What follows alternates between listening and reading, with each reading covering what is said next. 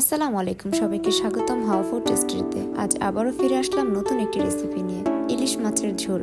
তো চলুন শুরু করি। প্রথমে মাছ কেটে নেব।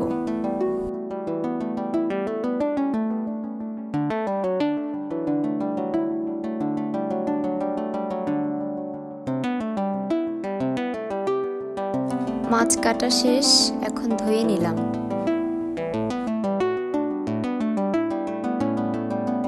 এরপর পরিমাণ মতো পেঁয়াজ নিয়ে কড়াইতে দিয়ে দিলাম।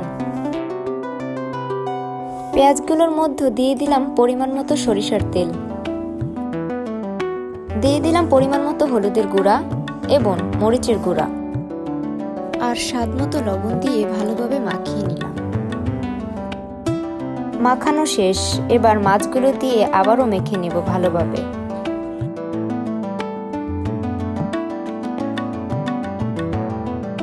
এরপর দিয়ে দিলাম পরিমাণ মতো জিরা বাটা, সাথে দিয়ে দিচ্ছি আদা রসুন বাটা এবং শুকনো মরিচ বাটা, যা ইলিশ মাছের স্বাদকে বাড়িয়ে দেবে দ্বিগুণ। মেখে নিয়ে অল্প পরিমাণ পানি দিয়ে দিলাম।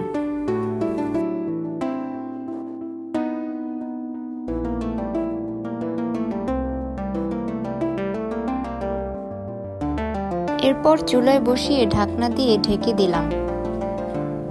ঢাকনা তুলে মাছগুলোকে নাড়িয়ে নিলাম এবং আবারও ঢাকনাটি দিয়ে দিলাম। এরপর ঢাকনা তুলে আবারও নাড়িয়ে নিলাম,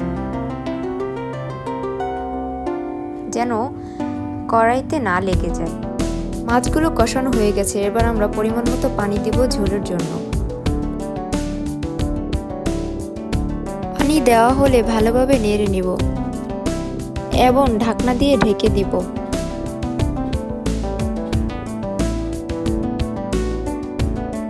ঢাকনা তুলে আবারও নাড়িয়ে নিব ভালোভাবে। তো আজকের জন্য এখানেই আমাদের রান্না শেষ এবং পরিবেশনের জন্য একদম প্রস্তুত। ভিডিওটি কেমন লেগেছে? আশা করি ভালো লেগেছে। তো একটি লাইক এবং সাবস্ক্রাইব করতে ভুলবেন না।